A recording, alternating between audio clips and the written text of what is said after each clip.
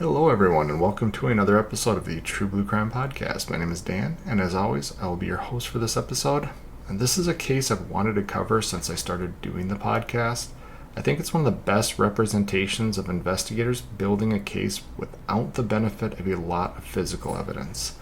The show CSI became a huge success during its debut season in 2000, and roughly 2 years later, this case became worldwide news. And with the internet in full swing at that time, I believe Laci Peterson's case was the birth of the armchair detective movement. Now, as a disclosure, this case involves a crime against a pregnant woman and her unborn child, and listener discretion is advised. If you'd like to get updates about what the podcast is up to, please like and follow the True Blue Crime Productions Facebook page. More information can be found at the show's website at truebluecrimeproductions.com. And if you'd like to email the host directly, my email is truebluecrimeproductions@gmail.com. If you can, please support the show via Patreon or PayPal. Links to make donations are on the website at truebluecrimeproductions.com. Any donation level helps, and it will help ensure I can keep making free episodes of the podcast and expand the podcast in the future. Any donations will receive a shout out in a future podcast, a thank you message from the host, and some cool True Blue Crime merch. And for no cost whatsoever, please rate and review the show on whatever platform you're listening to it on. Thanks so much, and without any further ado, let's dive into this episode of True Blue Crime. Railroad travel in the 1870s required regular stops for the steam-powered locomotives to fill up on water and fuel. These railroad stops sometimes produced a few associated homes, and if the area supported it, a town would grow within a few years. Between Sacramento and Los Angeles, California, one of those towns in 1870 needed a name. A railroad executive wanted to name the town after a friend of his, but that friend claimed he was too modest to allow that to happen. The executive obliged his friend's request, and when a Spanish railroad employee heard the tale, he exclaimed loudly in Spanish, "Modesto," which is Spanish for modest. Another railroad executive heard the word and decided the town's new name would be Modesto. The city grew steadily over the years and currently has a population of roughly 220,000 people. It is known for its agriculture, especially its wine, as it is home to the world's largest winery, E&J Gallo Winery. Attached to the winery, the Gallo Glass Company is the largest wine bottle manufacturing plant in the world, and roughly 5,000 people work for the associated companies. While some might assume that the picturesque city located in a valley between the Sierra Nevadas and the coastal mountains is a low-crime area, it actually ranks higher in crime when compared to other like cities. But Modesto's most famous crime is one that is still a topic of discussion 20 years later. This is the case of Laci Peterson. Laci Denise Rocha was born on May 4, 1975 in Escalon, California. When she was 2, her parents divorced, and she moved to Modesto with her mother and siblings, but the kids still spent weekends on her father's dairy farm at Escalon. Her mother remarried, and she had a close relationship with her mother, stepfather, and her father. Laci was a cheerleader in high school and attended California Polytechnic State University, where she majored in ornamental horticulture. And as far as I can tell, that means like lawn sculptures and mazes and that kind of stuff. Just not a degree you normally see. And Scott Lee Peterson was born on October 24th, 1972 in San Diego, California. Scott was the only child from his parents' marriage, but he had 6 half-siblings from his parents' previous marriages. He took to golf as a child, and by age 14 he could beat his father on a regular basis. He attended the University of San Diego High School, where he golfed alongside future pro Phil Mickelson. Scott and Phil both went to Arizona State University, where Scott had been awarded a partial scholarship for golf. He was said to be a good golfer, but he couldn't compete with future pro Phil, and Scott got kicked off the team after taking an underage team member out drinking. After the incident, he transferred away from ASU and enrolled at California Polytechnic State University. And while attending school, he worked part-time at a cafe in a nearby town. One day, he was given the name and number of a woman who frequented the cafe to visit a friend of hers that worked there. Scott had caught her eye, and soon Scott and Laci started a dating relationship. Laci was head over heels in love with Scott and told her mother that she had met the man of her dreams and planned to marry him. Scott's ego would present itself shortly after meeting Laci. A former girlfriend who worked with Scott at the cafe said that she broke up with Scott after 18 months of dating. She said when she first met him, he seemed to be the perfect guy. He was driven, romantic, and exciting, but after a year and a half, he no longer wanted to do anything and seemed to have lost his motivation. She said when Scott and Laci started dating, Scott would purposely bring Laci to the cafe and ask to be sat in the ex's session so she would see them together. The ex said she believed Scott was trying to make her jealous, but the ex-girlfriend admitted that she didn't care. She was actually happy that Scott had moved on and seemed to have found his spark again. And this is one thing we're going to see about Scott as we go through the next couple episodes here that's dedicated to this case. He definitely seems to have that adrenaline relationship stuff going on. And what I mean by that is there's some people out there that it's the thrill of the beginning of the relationship. It's that getting to know each other, the puppy love, the honeymoon period, whatever you want to call it, that period when two people meet and you can't be apart from that person, and there's a lot of desire there, a lot of physical desire, a lot of emotional desire, and a lot of motivation on both people's parts to be the best person that they can be for the other person. And if you're that type of person that requires that constant desire for you, when that stuff starts to die out after some time period, a guy like Scott can quickly lose his motivation, especially if he feels like he's not desired anymore or whatever it might be. And so he gets dumped by this woman, and Laci shows up very shortly after, wants to start dating him. And so not only does he get a high off of this new relationship with Laci, he's bringing Laci to the restaurant, asking to be sat in the ex-girlfriend section, because now he thinks he's going to be this desirable object for two different women, and he's just going to feed off of that. And what he doesn't realize is what this ex-girlfriend is saying is she dumped him, she's moved on. There's no jealousy or anything along those lines. Sometimes there is. Obviously, it has happened before where somebody dumps somebody, and then when you see them with somebody else, there's jealousy, there's anger, there's desire built into that jealousy or anger. But in this case, it doesn't sound like that was what was going on, but definitely to me, it feels like that's where Scott was going with this whole plan. And it's something we're going to see as we go on here with Scott and his relationship issues. It's the nice way to put it. We're going to see he has this constant need for something new in his life, something that desires him. And speaking of ambitions, when Laci and Scott first started dating, Scott still aspired to become a professional golfer. But as the relationship with Laci turned more serious, he realized he needed a solid career and shifted his focus to getting a business degree.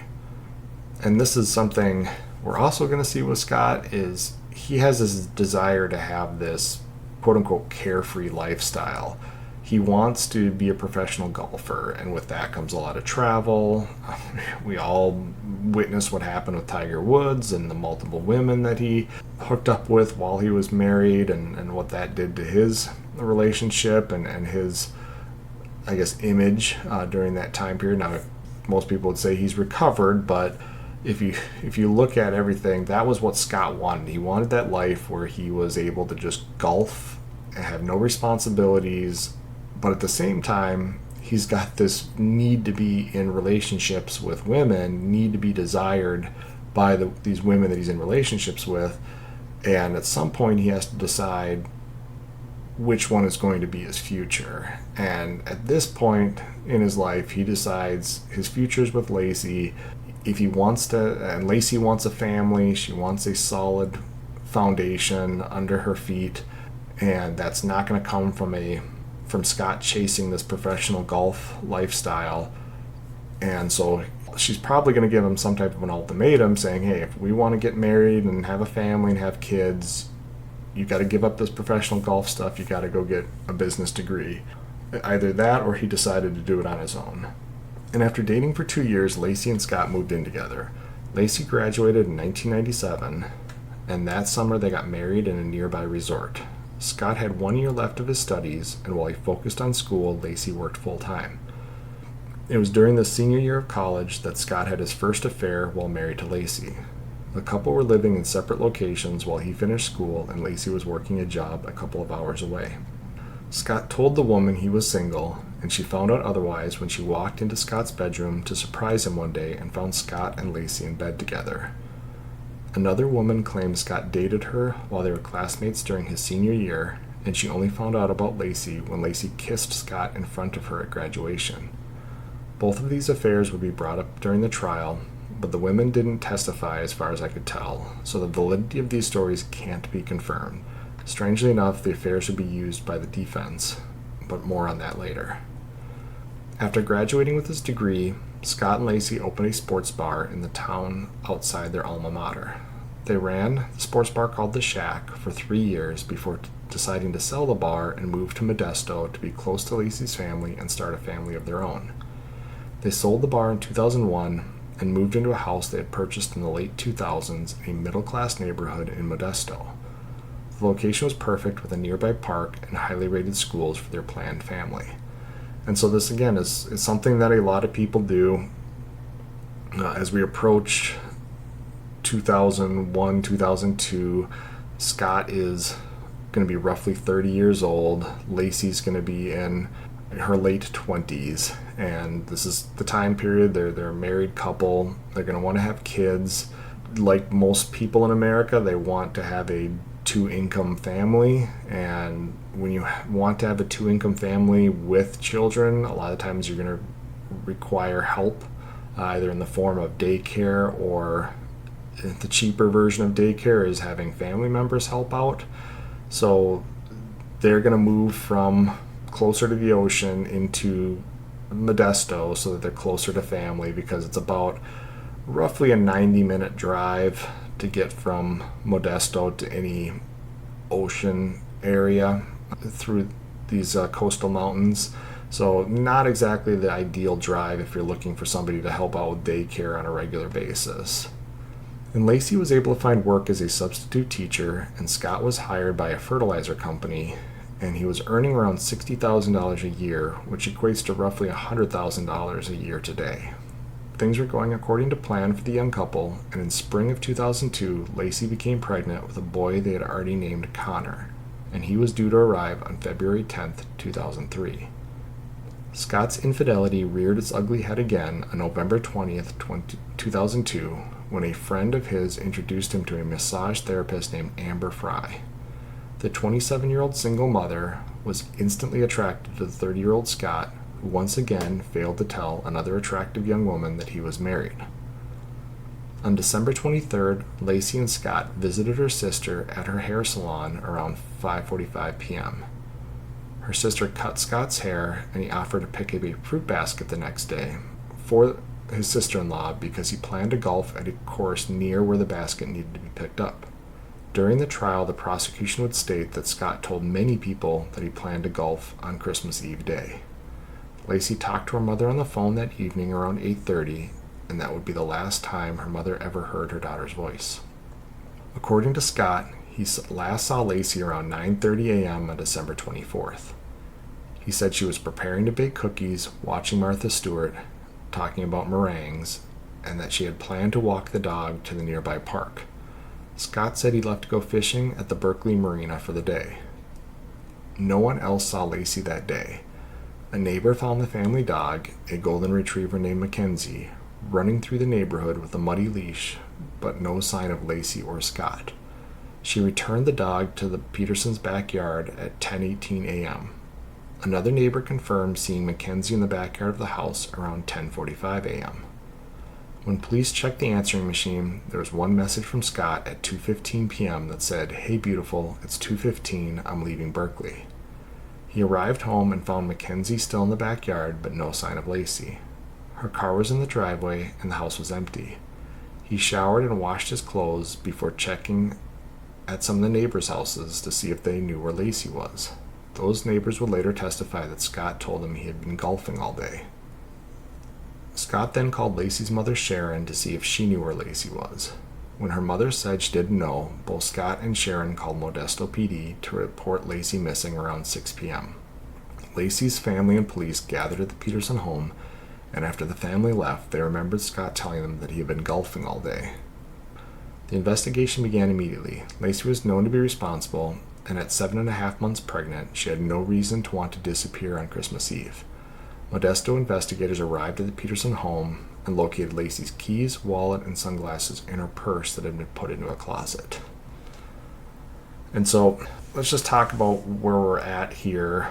We're going to get further into Scott's relationship with Amber Fry after November 20th as we go on later in the case. I wanted to get to the actual disappearance here, and then we'll kind of backtrack later on, because I just didn't want to get too bogged down with the details of the affair before we got into the meat of the episode here. And so we've got, yet again, we've covered these many times, these missing spouse cases where a significant other comes home to find their significant other's quote-unquote missing.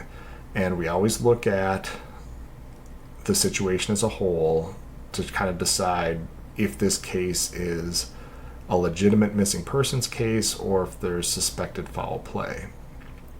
And the first thing we're going to notice, I know I brought it up a lot during the narrative of this, but Scott tells a lot of people that he's golfing that day. And it's going to be important because he wasn't golfing that day. And he's going to tell the police, and we'll talk about it here in a bit, that he headed out fishing at this marina. But to everybody else, he was golfing. And I don't know if that was just something, as we're going to find out, he didn't think in advance that two different stories was going to be suspicious. But what he ultimately does admit to doing that day to the police is going to be suspicious in and of itself. So he's got these two different stories that we're going to find out about what he was doing that day. And it wasn't just one or two people potentially mishearing what Scott said he'd been doing all day. I mean, everybody knew that Scott loved to golf. So it wouldn't have been weird, I guess, if let's say he told 20 people that day what he was doing, and out of those 20 people, maybe 2 people heard, instead of him saying I was fishing all day, they just immediately assumed he was golfing. And just the way human communication works and the way listening works, maybe their brain filled in golfing instead of fishing. But the family's going to say he said golfing. He told his sister-in-law the day before while she was cutting his hair that he planned on going golfing. He told all the neighbors that he had been golfing all day, and when we got home he wasn't able to locate Laci. So that's going to be one of the first big red flags. Then, as I've mentioned before, we always look at what this person left behind. And in this case, I remember this when this came out really early on, a lot of people assumed there was a possibility that she walked the dog to this nearby park by their house and was abducted, was taken off the street. That would explain the dog walking around loose without anybody around it, and it would explain why her car is still at the home, why her keys, wallet, and everything else are still at the home. But the weird thing is, most people, if you're going to leave to take the dog for a walk, I mean, some people might bring, if it's just a walk, some women might still bring a purse with them or something along those lines. Now, if it's some type of an athletic, either jog or speed walk or something where you're putting on exercise style clothes, probably not going to bring a purse with you. And this is pre everybody having a cell phone. Now, Scott did have a cell phone. I don't know about Laci at this point. There was nothing in the research about Laci having a cell phone, but for sure Scott did. If Laci didn't have a cell phone, it makes sense that she obviously would not have been carrying it with her. But this purse being in the closet, it was almost as if somebody wanted to make it look like Laci left, but they didn't actually want to take the time to get rid of these items right away. Almost as if they had hoped somebody wouldn't find these items, and at a later date they could either plant them somewhere or get rid of them, and then it would be much more suspicious if suddenly all of her stuff, she's missing and all of her items are missing. So police, again, have some serious red flags going up, and at this point they're still going to be viewing this as a missing person, but in all missing persons cases that could involve a homicide, the police of course are going to be looking at the significant other. So in this case, we've got Scott Peterson. He's in the house and police are talking to him, and while there's no true evidence of a crime, so far the police are pretty suspicious, and Scott's demeanor did not help. Investigators found him extremely calm, and unlike most concerned husbands, he asked very few questions. They described him as being uninterested in the situation and not at all emotional. When asked about the morning, he recalled the Martha Stewart and meringue story, and police would later say the meringues were not part of the Martha Stewart show that day, but his defense would prove otherwise and claim investigators got tunnel vision on Scott at this point. So again, police are very leery about what they're hearing from Scott, his behavior, and we've talked about it before. You can never fully jump to any conclusions based off people's behavior. Everybody handles critical incidents differently, but it's not just the lack of emotion. Some people are emotionless. Some people, when they find out a loved one died, will not cry. Some people will cry for an hour. Some people will fall to the floor and go into a full-blown temper tantrum. Some people will go completely almost catatonic. You can't predict how somebody is going to react to any given situation, but this whole case is going to be on what we call the totality of circumstances. When you look at the entire big picture, what is going on here? And for police, it's not just the lack of emotion that's going on here. It is the lack of question.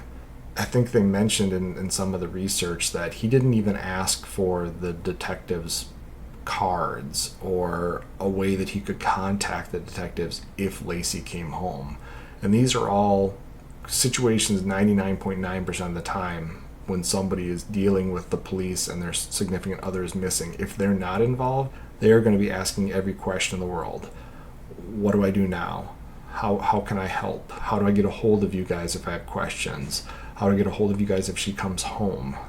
There's just, people naturally run through all these different scenarios in their brain. They have so many questions because in most cases, they've never faced anything like this before. So the fact that he's uninterested, unemotional, is not asking any questions, again, it comes back to that Chris Watt style, just cavalier attitude towards the situation that just gave investigators a bad feeling about Scott and about what happened to Laci. And again, they're going to immediately supposedly watch this Martha Stewart episode from that morning, and they would make a claim that this talk of meringues was not part of Martha Stewart's show. Now, it would come up in trial that apparently it was, and either the police just missed it or it was such a side mention of these meringues that the police just didn't realize that was what Scott was referring to. And so when it gets to trial, of course, the defense is going to say, hey, as soon as they watch this show and believe that he was lying, he became the one and only suspect and they never looked at anybody else. And we're going to find out that's not true, but it's just part of the criminal trial process. And unlike with his neighbors and families, he didn't tell police that he had been golfing all day. He told them that he had been fishing in his boat off Berkeley Marina. And this, again, investigators became instantly concerned that Scott could have dumped Laci's body into the ocean, and a search of the marina started immediately. But search efforts were hampered because Modesto is 90 miles from the marina, and there was no evidence Scott had even gone to the marina or where he went fishing once he launched his boat. So again, you have a missing persons case. You don't know where this woman is. You don't know what happened to her. You're talking to a husband that is giving you some really strange vibes, and then he tells you, oh, by the way, the day that my wife went missing, I drove 90 miles to launch a boat into an open body of water.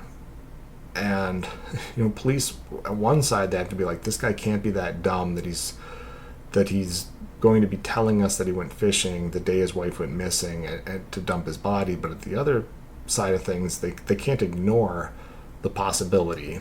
So they're actually going to rely a lot on, initially, and we've talked about this many times before, initially the police don't have a record of dealing with Scott, and it's not as if Scott and Laci had a whole bunch of domestic disputes and reports and investigations.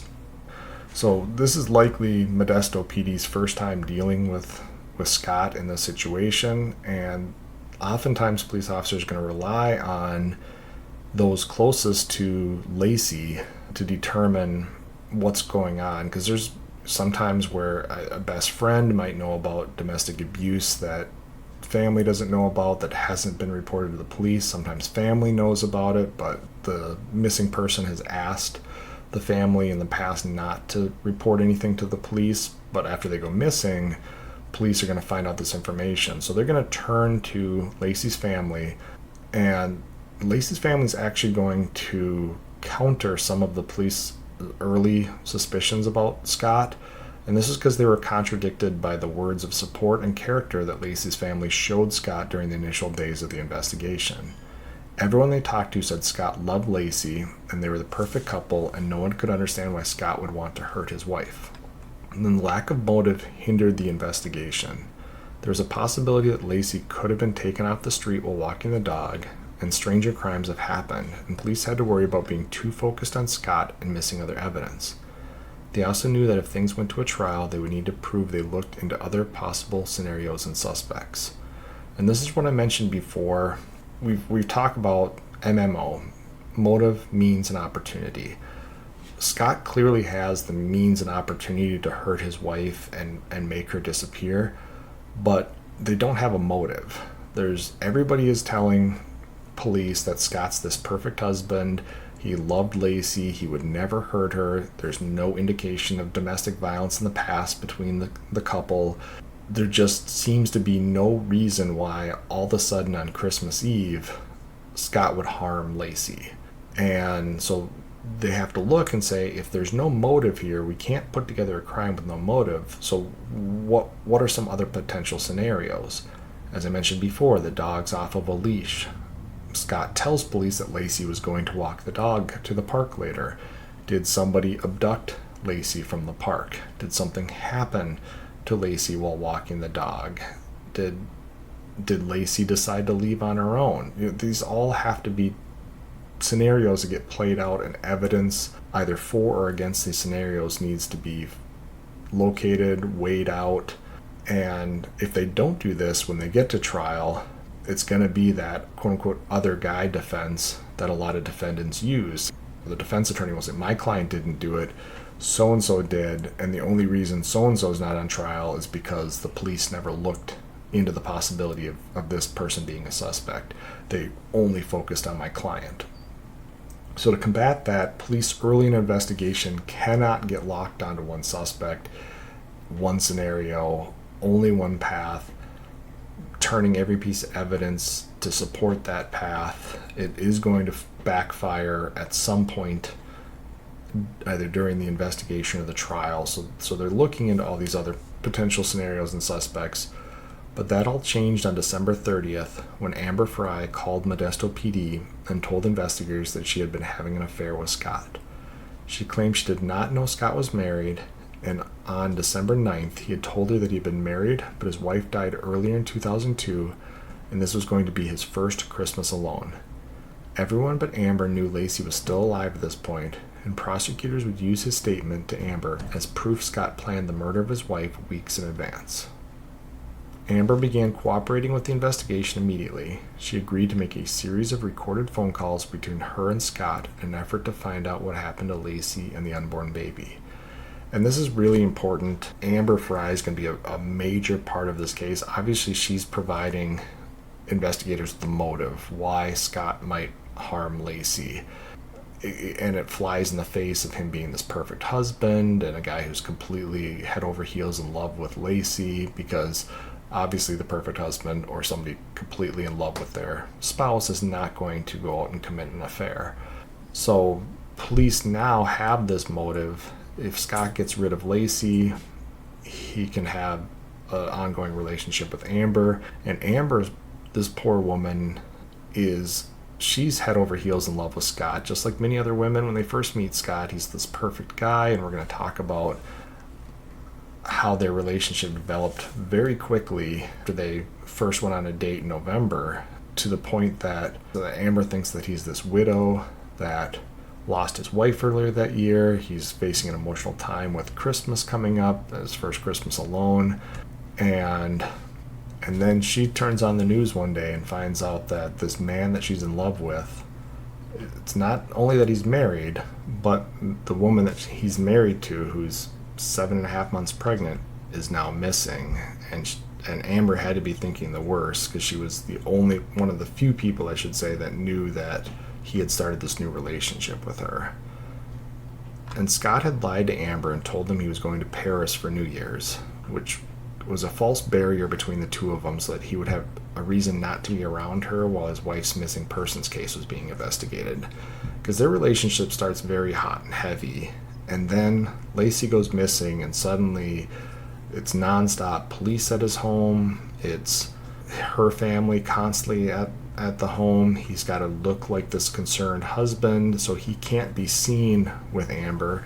Amber obviously can't come over to his place, so he makes up the story that he's traveling for work. He's got to go to France. He's going to be in Paris for New Year's, so she can call him, but there's no way that they can see each other. And despite being home in Modesto, he told Amber he was near the Eiffel Tower with fireworks going off in the background. Amber asked him if he wanted to be with her, which he stated he did, and he saw a great future for the two of them. And this does serve a great purpose for the police. It wasn't so much of getting Scott to admit to doing anything to Laci. What they needed was Scott to confirm this affair, because, to be honest, in a high-profile case like this, you get a lot of people with mental health issues, a lot of, for lack of better terms, crazy people calling to want to get involved in the investigation. And so for all police knew, this Amber Fry could be making all of this up. And if that's the case, again, they go back to Scott's this perfect husband. But because of these recorded phone calls, they're going to not only learn that, yes, there clearly is an affair going on between Amber and Scott, but Scott's willing to go to great lengths to lie to someone he has feelings for in order to cover up what is actually going on. So again, it's going to serve some purposes. It's not as if Scott's going to come out on these phone calls and say, hey, I killed my wife so we could be together. Obviously, if that happened, police would have been elated, but that wasn't the main purpose of these calls. It was just to confirm that the affair was real, therefore the motive would be real. And Amber did detail her relationships with Scott to the police. She said they went to a hotel for their first date on November 20th, where he ordered champagne and they had sex. On their second date, Scott met Amber's 22-month-old daughter, and he carried the toddler on a hike, and Scott gave the little girl a children's book. On December 3rd, Amber gave Scott a car seat so he could transport her daughter and a key to her place. She asked him to pick up her daughter from daycare, and he happily obliged. That day, they all went out together to pick out a Christmas tree, and they decorated it at Amber's home. So you can see, in just a matter of a couple weeks, and being a parent myself, especially when I had little kids, they're your whole world. And it's a lot of trust to put into somebody that you've only met for 2 weeks, to pick up your daughter from daycare and bring your daughter to your house. And Scott is just, again, obliging. He's being this perfect man that Amber needs in her life at that moment. Everything that he provides her appears to be the successful single widow that is ready to embrace the life that she has. He wants to be with her. He wants to spoil her, wants to spoil her daughter. So again, she's falling head over heels for Scott, not realizing that at this point he's married. And on December 6th, the friend that introduced Scott to Amber found out that Scott was married, and he threatened to tell Amber if Scott didn't. Scott told a friend he had been married, but his wife passed away, and he planned on telling Amber that when the time was right. Apparently, the time was right on December 9th, and Scott told Amber that his wife had died earlier in the year, and he also lied to her and told her that he had never come close to having children before. So obviously, despite Laci being alive and 7 months pregnant at this time, Scott was willing to tell Amber just about anything to make him sound like the ideal man. And Scott also told her that he wanted to get a vasectomy and didn't want children of his own, but he would help Amber raise her daughter. The timeline given by Amber helped investigators pinpoint a timeline for Scott's actions, and when they looked into his finances, they found that the boat he used to fish on that day, the day that Laci went missing, was purchased around December 7th or 8th, which is roughly the time he told Amber his wife was dead. And this boat is going to become a central point of the investigation. The boat was a small 15 horsepower fishing boat designed for use on small lakes, ponds, and calm rivers. And when I looked at the pictures of the boat, my family has a similar boat to this one that we use on our lake at our cabin, and it's really fine for fishing on a smaller lake and for enjoying an evening boat ride, but it's not the type of boat I would take on a large lake, and definitely not one I would take out in the open ocean. And according to the previous owner of the boat had never been put into salt water, and so to me this would be an impulse buy, not someone who wanted to go fishing on the ocean type of a boat. And again, this boat's going to become a central point of the investigation. It's obviously a part of the narrative the police have in regards to the case that the boat was used during the crime. But we'll get back more on the boat later in the trial. Investigators went to Laci's family on January 15th with evidence of Scott's affair with Amber, and the family slowly turned against Scott, and over time they accepted that he was responsible for Laci's disappearance. By mid-January 2003, the story had grown into a national media frenzy. The story of a young, pregnant wife going missing on Christmas Eve and the discovery of her husband having an affair was something out of a Hallmark horror movie, but this time it was real life. The 24-hour news cycle ran constant updates about the case, and on January 24th, Amber held a press conference to defend herself due to the onslaught of allegations she had faced from the public over her role in Laci's disappearance. During the press conference, she told the public that she was not aware that Scott was married until after Laci went missing, and she'd been cooperating fully with the investigation. And this was really important for Amber. I really felt for this woman. She falls for a guy that she thinks is single. They're only together for a little over a month before this happens. She never asked for this to happen, and a lot of people just jumped to the conclusion that she was somehow in on it, or that this missing pregnant woman was all her fault. And this happens way too often in society, where oftentimes it's the woman but is blamed for a situation when clearly this is all Scott's doing, but people immediately assume that this other person in this affair is a homewrecker. They're doing this on purpose. They know what they're getting themselves into. This is just, they enjoy causing drama or pain in somebody else's life. And Amber had to come out and defend herself and say she was not aware that Laci was alive. She wasn't aware that Laci was pregnant. She didn't know anything about Laci. She had been told that Scott's wife had died earlier that year, and she knew nothing about a pregnancy. And despite thousands of volunteer and law enforcement searchers combing the Modesto area and the area around the Berkeley Marina, no sign of Laci was found. Rewards of $25,000 grew to $500,000 for the safe return of Laci, but no evidence of her being alive or dead was found in the first few months after she disappeared. On March 5th, 2003, her case was officially recognized as a homicide investigation, with investigators no longer having any reason to believe the expectant mother was still alive after 2.5 months. It appeared as if the pregnant woman had vanished, and while police and the public had their suspicions about Scott, proving murder in a case with no evidence of a murder victim is an almost impossible task.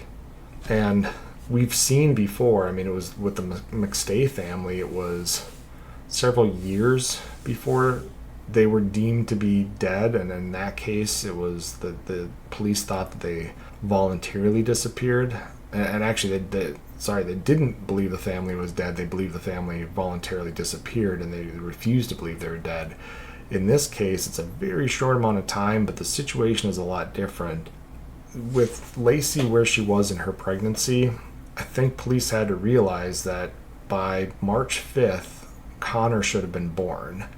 There's going to be a greater chance that they're going to be able to locate this woman and a newborn child. She's going to either go to a hospital, a birthing center. Her face has been all over the news for the last 2.5 months. And so if she somehow managed to give birth, she'd have to do it on her own. And even then, how is she financially affording to have this new life? There's no activity on her bank accounts. Nobody had heard from her. There was just nothing to indicate that she would voluntarily disappear and stay off the radar for this long, especially with the fact that she should have given birth in February. So every case has to be handled differently, and in this case, by March, investigators wanted this to be a homicide. It changes the amount of resources you can put into it. It changes the way the investigation is going to go forward. And it would take until April for the case to gain any traction. And in the next episode, we will cover the discovery of the bodies of Laci and Connor, the arrest of Scott, his trial, the verdict, and the many appeals and post-conviction changes in the case. So again, as I mentioned, this was one of those cases that very early on, again, it captured the nation's attention, and this was the beginning of the internet age. I mean, the internet by 2000 was pretty prevalent. Most people had it in their home. Some people still had dial-up, but most people had it in their home. They could hop online, they could research stuff, they would get into message boards, chat rooms. This is pre-Facebook, but people were taking to the internet, and so this is the birth of the internet detective, where people were throwing out theories. Amber was involved. Amber actually did it while Scott was away. Scott's involved. Other people saying it had to be a kidnapping where she was taken, and that's why the dog was found with a muddy leash running around. Everybody had their own theory. Everybody was presenting whatever evidence was out there in regards to the case. And again, this is the CSI effect, and what that is, and I'll probably have to explain it in greater detail under a different case, but when the CSI show hit, everybody suddenly thought every single crime was filled with evidence. There was going to be DNA, fingerprints, luminol would show blood in every crime scene. There was no such thing as a crime scene with no evidence, and so people expected, and it became an issue for juries, where there's cases where there could be no DNA. It's not a DNA case. It's not a fingerprint case. The person was wearing gloves or whatever it might be, and the jury sometimes would find people innocent. They would acquit them, and afterwards, when asked, like, well, the prosecution didn't present any CSI evidence. Well, that's because there wasn't any, and it doesn't need to be CSI evidence in order for there to be a conviction. And it was something that prosecutors actually had to learn to overcome in the early 2000s as a result of the quote-unquote CSI effect. And I think this was one of those first cases where people really felt like they could solve this on their own through whatever evidence they could find on the internet. But again, we'll talk about the trial tomorrow. We'll talk about some of this evidence that was out there that people were talking about and how it was presented in the trial. But that'll be continued in tomorrow's episode. Thank you guys for listening. Stay tuned for future episodes, and feel free to write me at truebluecrimeproductions@gmail.com. You can also find me at True Blue Crime Productions on Facebook and support me via Patreon at True Blue Crime Productions. So that's it for today, guys. Thanks for listening. Talk to you later. Goodbye.